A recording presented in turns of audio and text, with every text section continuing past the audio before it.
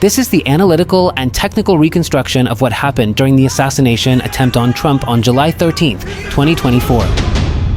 We are in Butler, about 50 kilometers north of Pittsburgh, Pennsylvania. A rally by former President Donald Trump related to the election campaign is scheduled to take place on the land that annually hosts the local agricultural fair. His speech is scheduled for 5 p.m. Before examining the dynamics of the shooting, let's focus on the scene and the positions of the main figures involved.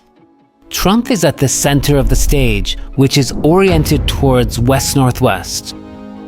Around the stage there are 3 bleachers, one behind the stage and 2 positioned obliquely on the sides of the stage. In front of these, the audience is behind the bleachers. 2 pairs of snipers are stationed on 2 of the 3 buildings at a height of approximately 7 meters. One pair of snipers, which we will call the North Team, controls the northern view, and the other, the South Team, controls the southern view. At 137 meters north of Trump's position, looking from the top left of the stage, there is the aggressor Thomas Matthew Crooks of 20 years old. At the time of the shots, he was lying on the roof, located on the slope opposite the stage and slightly off-center towards the east. From this position, the aggressor has an optimal view of his target, and at the same time, thanks to the presence of a tree and the favorable inclination of the sloping roof, he is not easily visible to the snipers, especially the North Team, which is oriented directly towards him. Now let's look at the dynamics of the shooting. At 6:03 p.m., Trump takes the stage and is cheered by the crowd for about 2 minutes. At around 6:04 p.m., some civilians outside the perimeter security zone set by the Secret Service see Crooks climbing onto the roof. At 6:05 p.m., Trump begins to speak. At 6:09:32 p.m., the first real alarms are raised by people who clearly see Crooks lying on the roof with a rifle. A few seconds later, at 6:09:36 p.m., the sniper pair from the South Team changes position towards the north, evidently informed of the threat. So, we arrive at 6:10:07 p.m., 86 seconds after the first shot, the one that will hit Trump's right ear.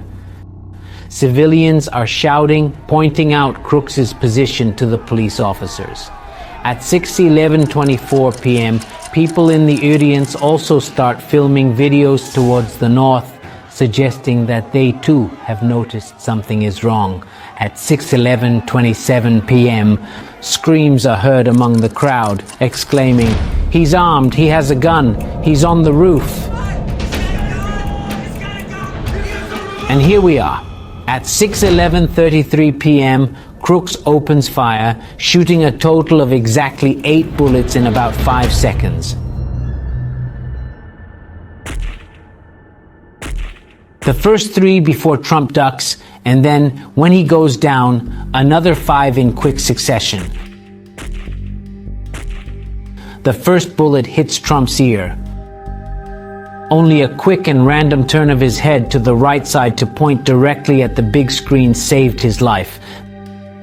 The other 7 shots completely miss the intended target, but unfortunately end up hitting the crowd, injuring 2 innocent people and tragically killing a 3rd person, former firefighter Corey Comparatore, who was standing in the left stands right along the trajectory between Crooks and Trump. At this critical point in time, 1 second after Crooks' last shot, at exactly 6:11:39 p.m., the very first return fire shot is fired, and to this very day, it is still unknown if it hits the attacker. According to the most recent reconstructions, the shot was fired by a police sniper positioned in the building behind the attacker.